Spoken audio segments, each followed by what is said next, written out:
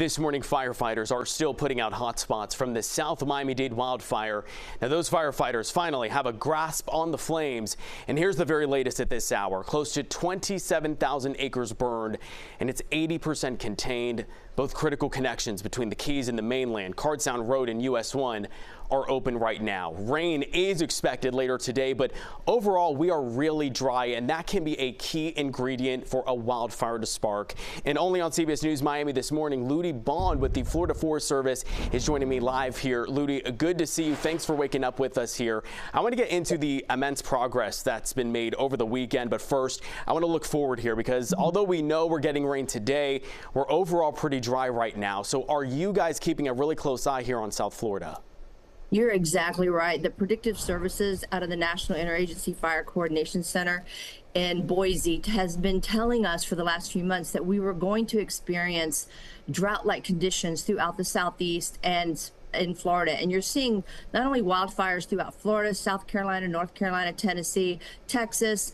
We all have fires going on right now. So there's really, I don't think we'll come out of this drought until we start getting our afternoon rain showers, probably around May, but when they come, they'll be bringing lightning with them as well. So this fire specifically down in the Homestead area in Florida City, it's been 2 weeks that firefighters have been fighting this fire, and they have been doing an amazing job meeting the objectives of protecting the communities, the businesses.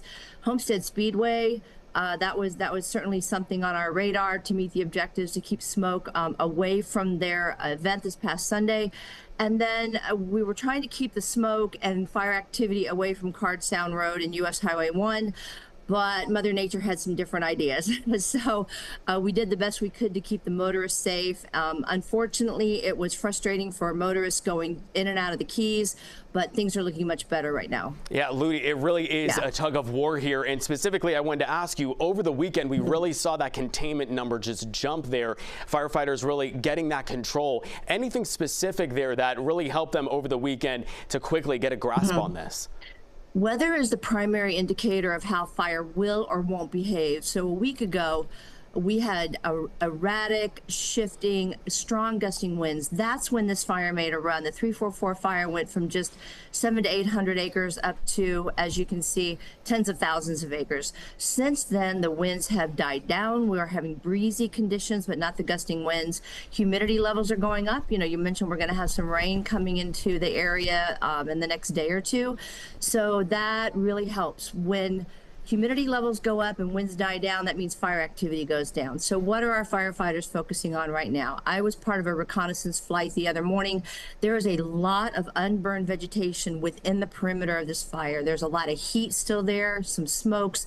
So our firefighters are still out there working long days, long hours to detect and reduce these hot spots, out there with brush trucks putting water on them. And then also the Australian pines, that's an exotic invasive species we have in that area. These trees torch up like Christmas trees, and that's a concern as well. So they're also attacking those trees. And look, Ludie, the size of this fire, we know that really exploded here. And I want to give some perspective in comparison to the historic wildfires that happened this year in California. So the 344 fire in South Dade burning over 26,000 acres. The Palisades fire over 23,000 acres. Our fire surpassing that fire in size, but certainly not as destructive. And this really underscores that this is not just a West Coast thing. This can happen here in Florida. We see these fires, and preparation is key. So, and you bring up a great point talking about the comparing the two fires.